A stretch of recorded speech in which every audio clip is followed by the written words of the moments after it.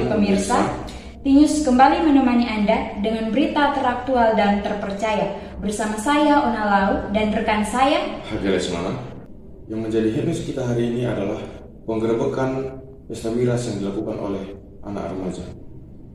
pada malam hari pukul 20.30 waktu Indonesia bagian Barat, warga Kampung Durian Runtuh menggerebek beberapa remaja yang saat itu tengah melakukan pesta miras. Para remaja yang saat itu tengah melakukan pesta miras, beberapa di antaranya di bawah umur, kemudian beberapa di antaranya sudah putus sekolah. Mereka melakukan pesta miras di sebuah kamar kos yang terletak di Kampung Durian Runtuh. Mereka diamankan dengan beberapa sisa minuman keras dan dibawa ke kantor RT sekitar untuk diberikan pembinaan. Pada malam hari, warga sekitar Kampung Durian Runtuh terganggu dengan kebisingan yang muncul dari sebuah kawasan kos, sehingga beberapa warga pergi ke lokasi dan menemukan beberapa remaja yang sedang melakukan pesta miras. Hal ini membuat warga-warga tersebut menjadi resah sehingga melaporkan kejadian tersebut kepada RT. Sekarang saya berada di salah satu daerah Kampung Durian Runtuh, tempat penggerebekan pesta miras. Sekarang saya bersama dua orang narasumber, yaitu warga daerah sini. Selamat siang Ibu, bagaimana pendapat Ibu tentang pesta miras yang terjadi tadi malam? Oh iya, itu sekitar jam 11 toh Bu? 11 atau jam 12 itu anak-anak itu di kos-kosan itu ribut sekali. Anak saya toh dan Togar tidak bisa tidur toh. Itu. Iya betul Mbak, karena kami sudah terganggu dan kami langsung mengecek, ternyata mereka sedang minum minuman miras. Banyak anak-anak yang sedang terganggu. Jadi waktu itu ibu-ibu melihat langsung melaporkan ke PRT, kenapa tidak melaporkan ke polisi saja? Dan apa yang menjadi sanksi untuk mereka? Iya, kami langsung lapor ke Pak RT, namun beberapa orang sudah kabur dan 2 orang lagi yang sudah ditangkap karena sangat mabuk. Dan sanksinya itu cuma buat video permintaan maaf sama perjanjian.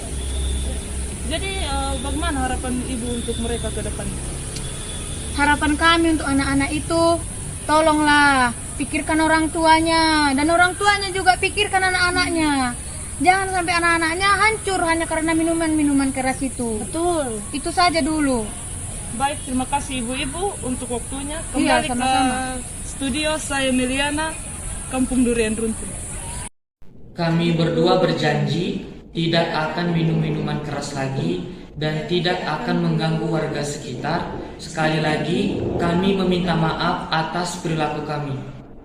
Melihat maraknya pergaulan bebas di usia remaja, saat ini kita kedatangan dua narasumber yang hebat yang akan berbicara tentang bahaya dan dampak pada pergaulan bebas di usia remaja.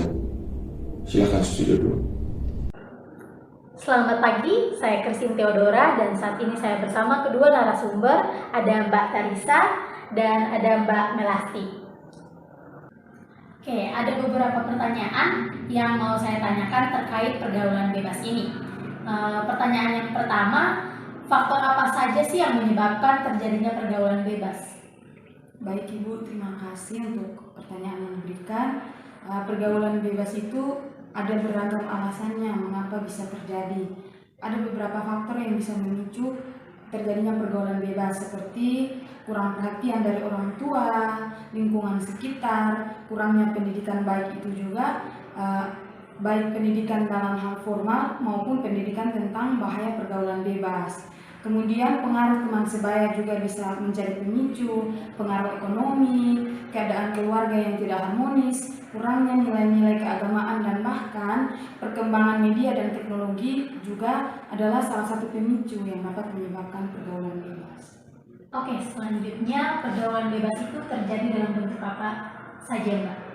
Nah, jadi pergaulan bebas itu ada berbagai macam, seperti penggunaan narkoba, seks bebas, tawuran, dan minum-minuman beralkohol.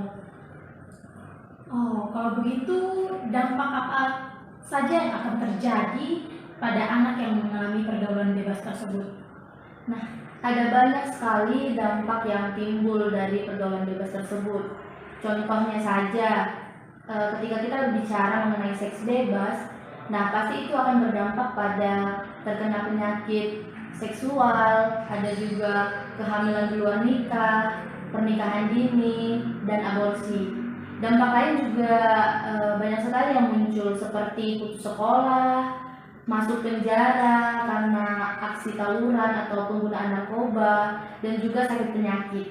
Yang pada intinya ketika anak remaja sudah masuk dalam pergaulan bebas, itu akan berakibat fatal bagi masa depan mereka. Nah Mbak, ini pertanyaan yang terakhir nih. Siapa sih yang bertanggung jawab pada pergaulan bebas yang terjadi pada anak usia remaja ini? Iya Mbak, jadi yang bertanggung jawab adalah orang tua, komunitas rohani, dan sekolah. Dalam hal ini, orang tua harus memberikan perhatian penuh bagi anak, tetap memantau, memperhatikan anaknya, memberikan kasih sayang kepada anaknya, dan juga mengajarkan nilai-nilai agama kepada anaknya agar hal-hal yang di luar daripada kendali anaknya, misalnya seperti pergaulan bebas ini tidak dilakukan oleh anaknya.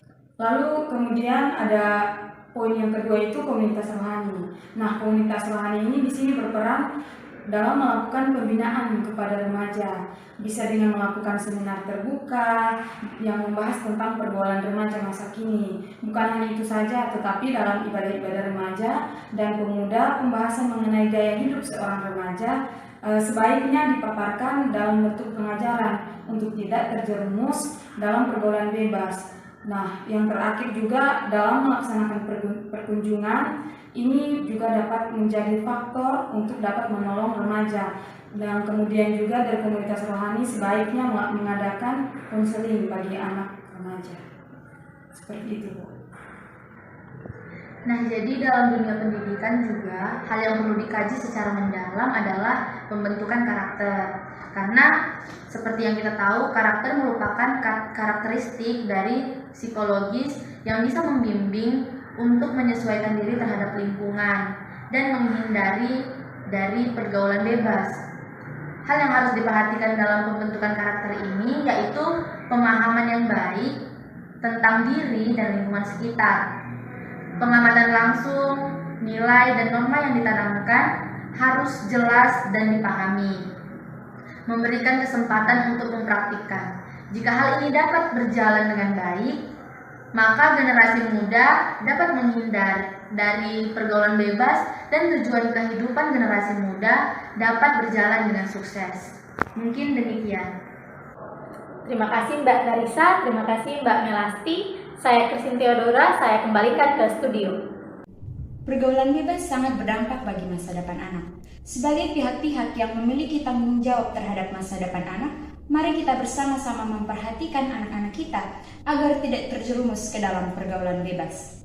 Berita hari ini menutup perjumpaan kita di T-News. Saya Ona Lau dan rekan saya Hakile Semangat. Terima kasih dan sampai jumpa.